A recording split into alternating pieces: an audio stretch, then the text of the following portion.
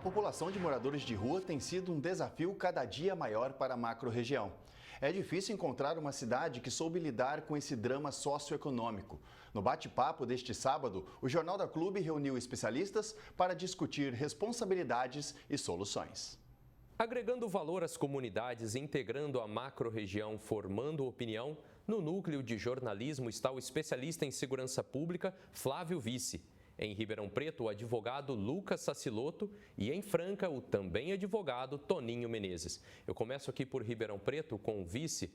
Nós sabemos que o drama do aumento da população de rua é algo que não se limita a Ribeirão Preto e nem mesmo a nossa macro-região, está espalhado por todo o país.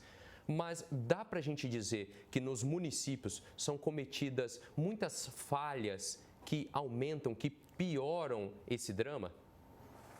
Eu acredito que sim. O que a gente percebe que é natural do ser humano a questão humanitária de ajuda. E quando não existe a gestão do Estado, a gestão do município, essas organizações, essas pessoas que se organizam através de ONGs ou outras instituições para ajudar na questão humanitária, principalmente a questão da fome e a questão do frio, com cobertores e com roupas, isso passa a ser feito de forma desorganizada. Então, o município não consegue passar para a sociedade ou se organizar justamente com essas pessoas um diagnóstico do que existe. Importante seria que o município partisse disso, isso é dever do município e não é a ONG, não são as pessoas que têm que se organizar para fazer esse levantamento. Ribeirão tem uma situação especialmente caótica dentro da região. Se você vai a Araraquara, a Franca, Batatais, Sertãozinho, nas cidades no entorno de Ribeirão, a gente não tem uma situação tão caótica quanto tem Ribeirão Preto. E a gente percebe que Ribeirão Preto realmente ela é rica nessa questão humanitária, ou existe aqui uma tradição, não que não exista isso em outras cidades, mas que se tornou uma coisa muito comum a gente perceber esse tipo de ajuda humanitária. E o que não existe é organização. Parece que o município encostou essa responsabilidade para essas organizações. Parece que ele se livra de um problema quando alguém vai e dá esse suporte para essas pessoas em condições de rua. No diagnóstico, eu acredito que a gente perceberia que 90% dos problemas não são ligados à segurança pública, são problemas de saúde, principalmente na dependência de álcool e de drogas. E isso acarreta lá na frente na segurança pública. O que a gente percebe também é que a grande parte das matérias jornalísticas que vêm ao ar, que vêm ao conhecimento da população, são justamente porque isso foi bater lá na segurança pública. Por furto de fio, que um posto de saúde deixou de funcionar, que uma escola deixou de funcionar por causa disso.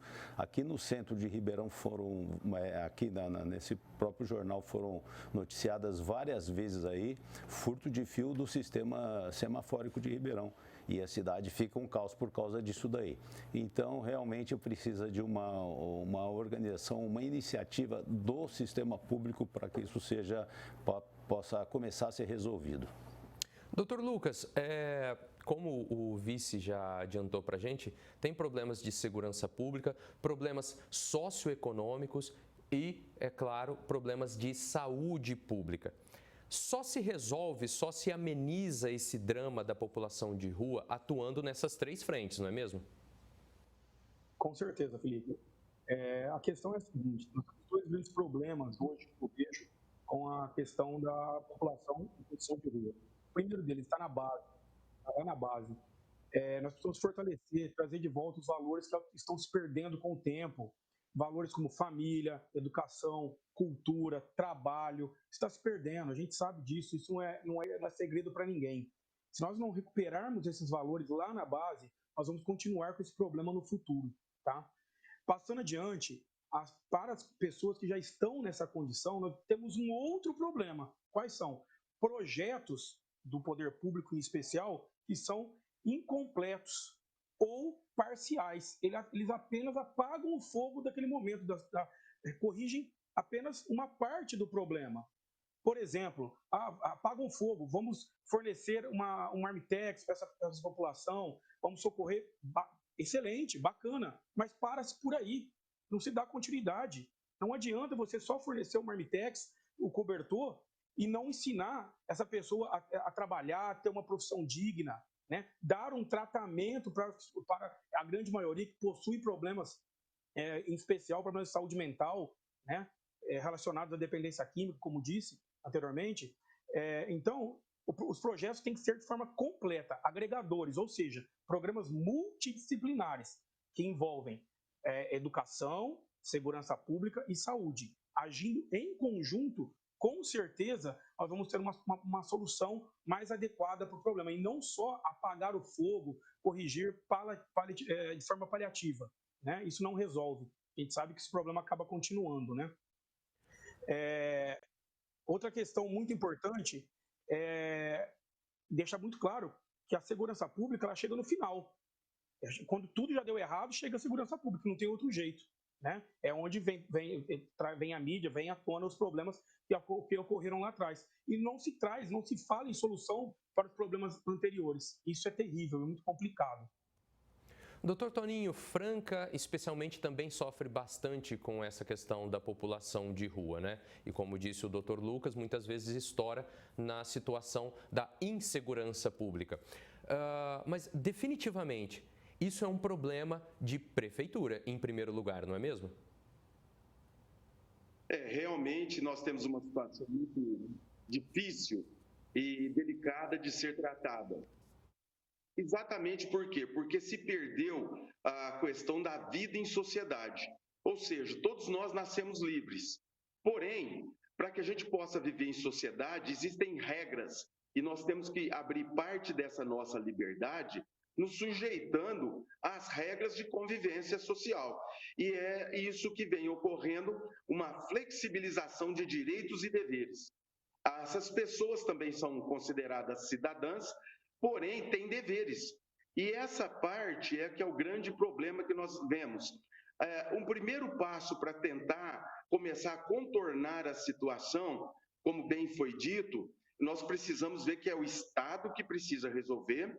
O Estado, como nós dissemos assim, nessa acepção aqui, é município, isso é problema municipal.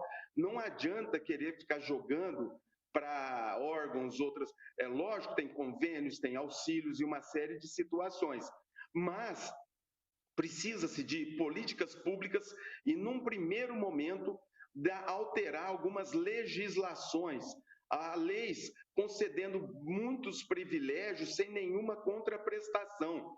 Nós vemos em algumas cidades, nós acompanhamos isso durante décadas, que há abrigos totalmente vazios, porque a população de rua não quer se direcionar para lá porque é afastada do centro. Eles não aceitam ser conduzidos para lá para ter uma vida digna, uma posição, uma refeição, um colchão, roupas, porque ele fala que fica longe do seu local de trabalho, ou seja, de onde ele angaria o seu dinheiro todos os dias e deita ali à noite para se manter. Só que em contraprestação,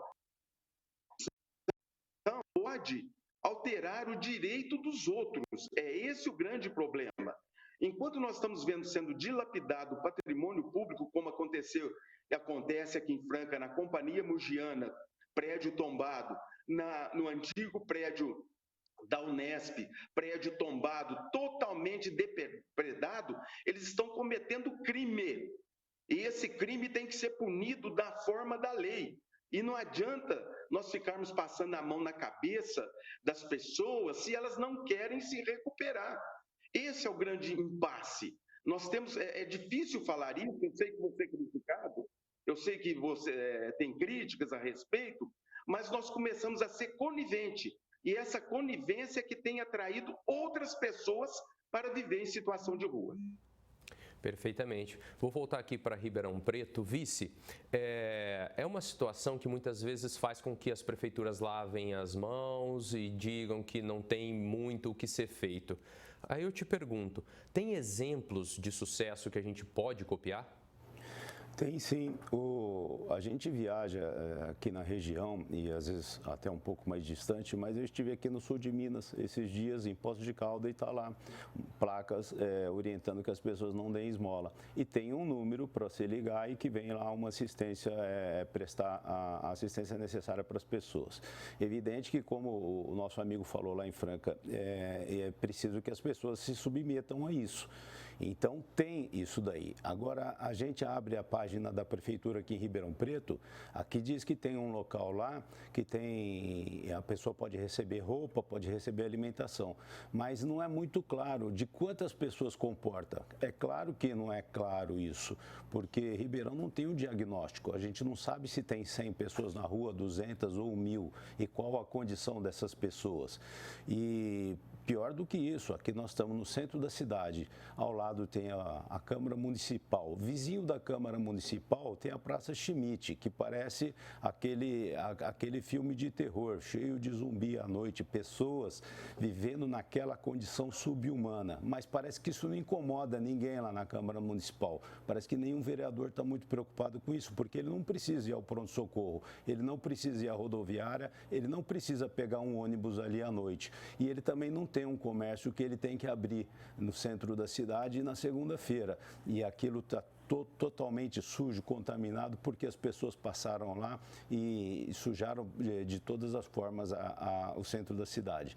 Então, tem exemplo sim, mas para começar a seguir qualquer exemplo, primeiro ela precisa reconhecer a sua situação. E Ribeirão, nesse sentido, é muito tímida, para não dizer medíocre, porque são muitas pessoas, a gente não sabe quanto, a gente abre uma página lá no site da Prefeitura, a gente não tem esses diagnósticos.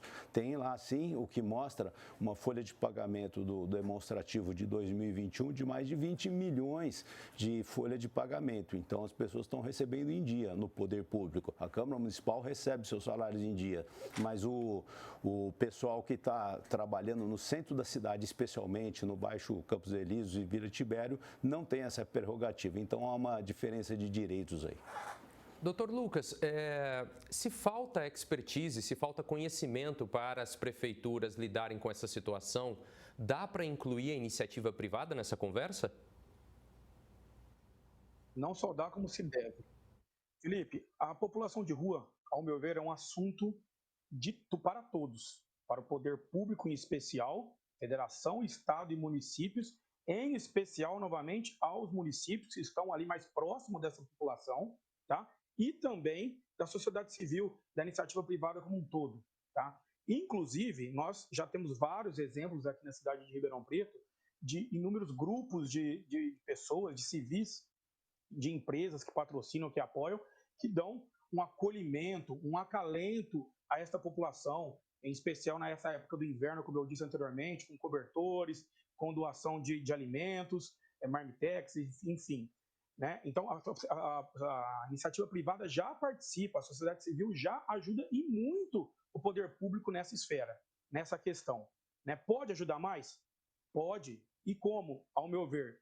Empresas dando condições de trabalho para os que querem se reinserir no mercado de trabalho.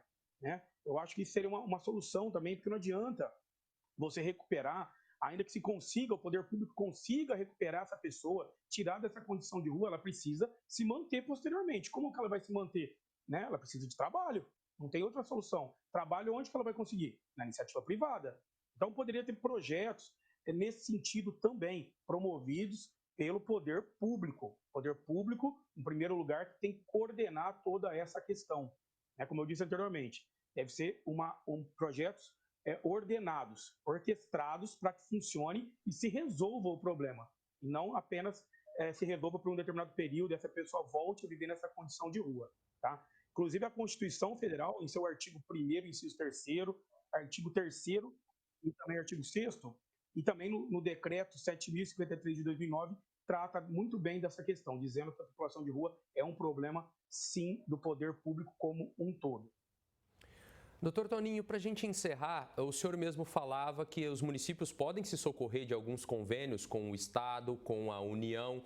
O doutor Lucas acabou de falar da opção da iniciativa privada. Mas para que isso aconteça, em primeiro lugar, a Prefeitura tem que fazer o dever de casa, né? Exatamente.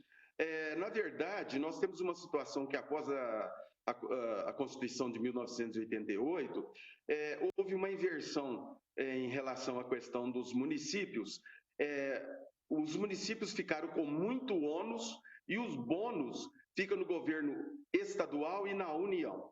Esse é um dos primeiros problemas. Então, há necessidade de sempre se fazer convênios em relação a tudo isso.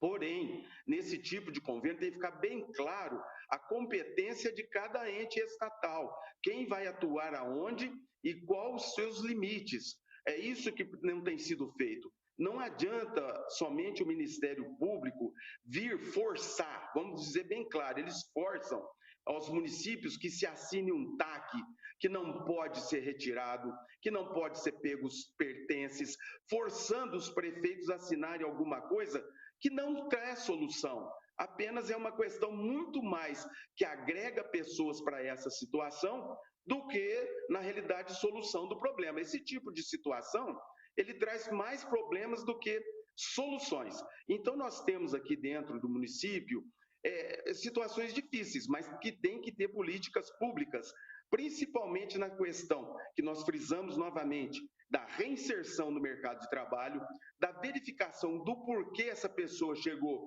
a essa condição, a questão familiar. Então, esse estudo, nós temos o privilégio, hoje em Franca está sendo realizado esse estudo, a Prefeitura investiu, por parte dela mesmo, alguns valores, e está tentando fazer esse levantamento. Porém, essas pessoas não apresentam, não têm documentação, não querem contar seu histórico, porque o passado, às vezes, não é interessante que seja conhecido, e tem uma série de situações. E com esses TACs, algumas outras situações, é difícil se resolver, porque não pode nem fazer uma abordagem. Olha o absurdo. Não se pode nem verificar quem é aquele cidadão, de onde veio, qual que é a sua origem, qual que é o seu passado. Então, olha como é que fica difícil. Nós estamos tendo essa dificuldade aqui em Franca, nós estamos percebendo nesse novo cadastramento que está sendo realizado. Nós não temos condições nem para verificar e abordar e questionar essas pessoas a respeito de suas origens, o que ela quer para a sua vida, se ela pretende ser reinserida, se ela aceita ser conduzida a uma reintegração dentro disso. Só a propósito para dizer aqui, a Constituição Federal de 88, independentemente de qualquer situação, ela deu muitos direitos. Tanto é que, se você for analisar lá, eu quero que o salário mínimo chegue a 7 mil, como está previsto na Constituição Federal. Mas não é só no papel que se coloca lá no artigo 6º, ao direito à moradia, que eu tenho que dar, o Estado tem que dar uma casa para essa pessoa. Essa pessoa também tem que se fazer por onde? Participaram do Jornal da Clube deste sábado, no Núcleo de Jornalismo, o especialista em segurança pública Flávio Vice. Em Ribeirão Preto, o advogado Lucas Saciloto. E em Franca, o também advogado Toninho Menezes. A todos vocês, nosso muito obrigado.